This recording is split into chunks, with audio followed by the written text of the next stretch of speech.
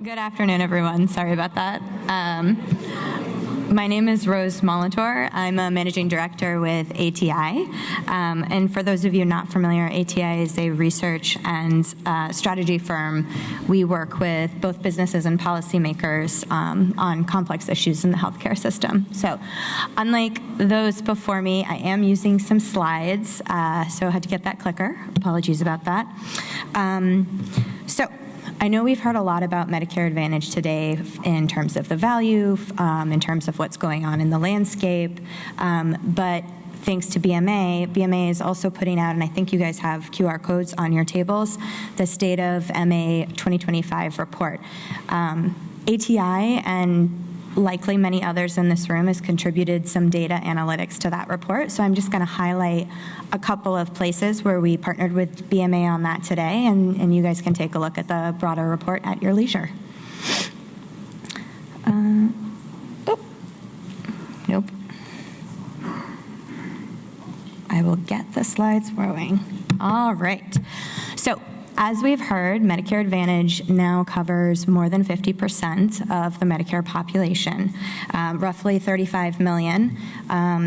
As you can see, though, as we talk about the scale and the growth of MA, it means that all of the policies that you all are talking about, all of the business decisions that are being made really have an outsized impact on the Medicare beneficiary population. And so that's just important to keep in mind, and I want to talk a little bit about that scale.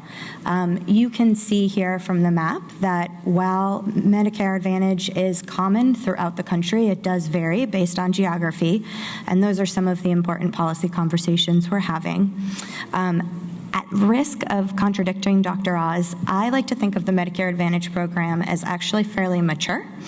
It is broad, and what we're starting to see now is tinkering at the edges and shifting of enrollment patterns within the program. As the program reaches maturity, I don't think it's surprising that what we're starting to see is a slowing of the enrollment growth. We're now seeing it more concentrated in some of the targeted products, especially the D-SNPs, and really this year the C-SNP population. Over the last decade, Medicare Advantage has doubled in size, and so you'll start to see these curves down here as they start to slow. The trends are also the enrollment trends are also tracking in terms of where you all are providing coverage from a plan perspective. So I know we talked about the landscape files a little bit earlier, but even as we look to 2026, where we see plan coverage retracting and where we see plan growth really follows these enrollment trends, right, with the reduction in the general enrollment plans and an increase in the D-SNPs and the C-SNPs. So while scale matters, what's more important is really who Medicare Advantage serves and where they're serving them. Yep, maybe. There we go. All right. So compared with fee-for-service, Medicare Advantage is serving a more diverse population, and that diversity is growing. This is partially driven by the number of dually eligible individuals, because Medicare Advantage also serves increasingly that lower income to middle income range. And so the duals are included as part of these numbers that you see here. Medicare beneficiaries are more likely to identify as Black and Latino as compared with their fee-for-service counterparts. And that's really important when we think about some of the types of extra benefits that Medicare Advantage plans may offer as they're serving the populations that they target. 52% of Medicare Advantage beneficiaries are under 200% of the federal poverty level, compared with 32% in fee-for-service. About 2/3 of dually eligible individuals are enrolling in MA, so that is included in those figures, like I mentioned, and that is increasing largely due to some of the state efforts around integration, and again, those extra services that are especially important for lower income populations that can't necessarily afford to purchase those ancillary services on their own. Although not here, I did want to call out, although actually, all right. I also did want to call out the rural numbers. So these numbers are the only ones on here for 2026. We don't yet have the breakdown by micro and rural, but we are still seeing consistent coverage in the non-metro areas. So I think rural's been a topic that folks have raised in a number of the panels before me, and I think that's really important because while there is still an average of 21 plans in the non-metro counties, we know that the devil's in the details here, and we've seen some pretty big press stories about areas of the country that no longer have any coverage as we head into 2026. So given the income and the demographics and the population served, I want to talk about the affordability and the cost protections that Medicare Advantage plans offer, which are often why an individual may choose to enroll in the Medicare Advantage plan as compared to fee-for-service.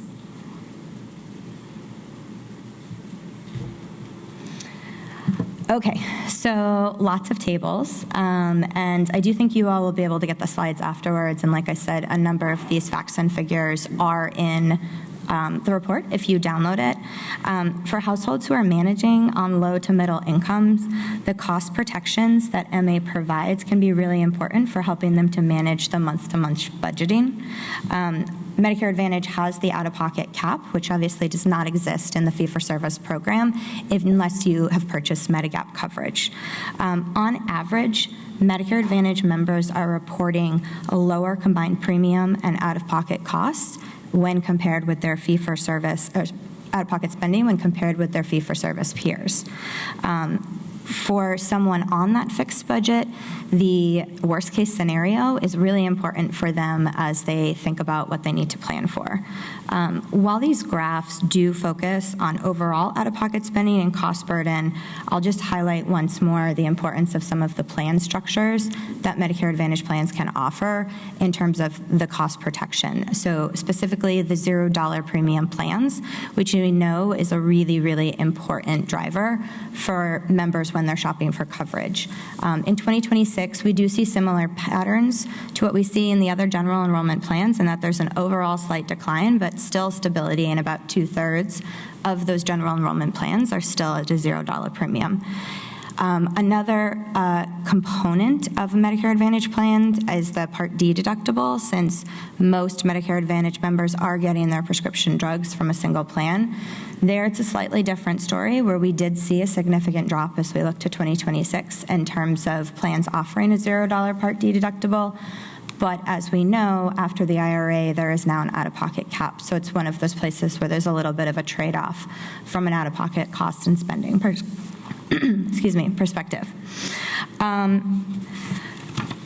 I do want to highlight that while these graphs all look slightly similar shaped, it's really just speaking to the trends and the fact that Medicare Advantage members do have lower spending compared to fee-for-service, and those trends kind of hold whether or not you're looking at income level, or you're looking at geography, or even if you're looking across chronic conditions. And in fact, the differential even grows when you start looking at members with 3+ chronic conditions. Medicare beneficiaries spend around $3,500 less, or 46% less per year. This last chart down in the bottom, bottom right, sort of flips that figure, and so talks about what Medicare Advantage beneficiaries and Medicare beneficiaries report as their cost burden. We define that as spending more than 20% of your income on healthcare costs. So again, similar with the spending trends, we see that Medicare Advantage members are reporting lower healthcare cost burden than their fee-for-service peers. So with affordability and cost protections in mind, I'll shift to the access and quality and what beneficiaries are actually reporting about their care.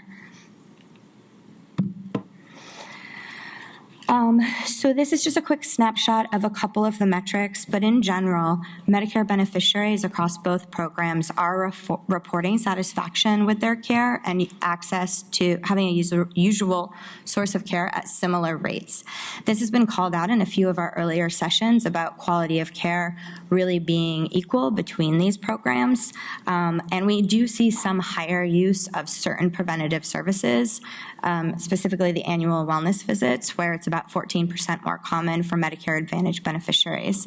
Driving that is a lot of the programs that folks have talked about earlier today in terms of incentives for wellness activities and some of the care management programs and engagement programs that plans run. Our analysis did not find statistical difference for the other metrics, as well as the flu vaccine. I think this is a very important point to call out, because while we are seeing lower spending, we want to make sure that that's not following with lower outcomes. Finally, I do want to take a quick look at the supplemental benefits, because that's another part of why individuals often pick a Medicare Advantage plan. So in addition to the cost protections, many members are enrolling in a Medicare Advantage plan because of the extra benefits offered, not provided by Medicare. I think supplemental benefits and the ability of plans to afford those benefits has been something that folks have been looking at very carefully. Unless it happened in the last little bit, I know that we did not get our easily digestible PPP file this year. So these are 2025 numbers, but I think the trends do really hold. Supplemental benefits remain fairly universal for certain key benefits. So your dental, your vision, your hearing.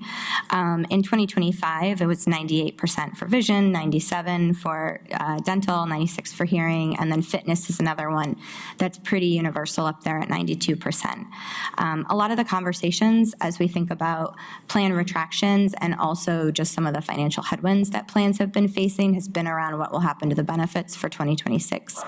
We've obviously seen some press releases, and I think we are seeing, and as members go to shop today, that some of the less traditional benefits and less primarily focused on health benefits are being narrowed and more focused on the targeted products. And so we're likely to continue to see more of that as the market focuses on targeting specific products to specific member types. Some other commonly available benefits that are of importance to different member types includes the OTC allowance, meals, remote access technologies, which I think has been growing in popularity, and then NEMT, the transportation benefit. So just bringing this together and taking a little bit of a step back, there's a lot of data in the report, and I encourage folks to take a look through it, and we can chat more about what's underlying the facts and figures. But Medicare Advantage really has become an integral part of the Medicare program, and it does serve an increasingly diverse population across various geographies. There are particularly... Can't get that to go. There we go. There are some important political questions and policy questions to be had about the areas of the country where Medicare Advantage has struggled to continue to provide coverage. And all of the plans out there, if I can have a conversation with you about that at some point after this, that would be great. Living in Vermont and having parents still there, I think folks have seen some of the press articles about the plans pulling out of Vermont. So I got a lot of frantic phone calls there. So I would definitely like to have some conversations about that. But as we look to 2026, we will continue to see plan stability, market stability, those targeted products, and a continuation of the cost protections that many of our low-income beneficiaries have come to depend on.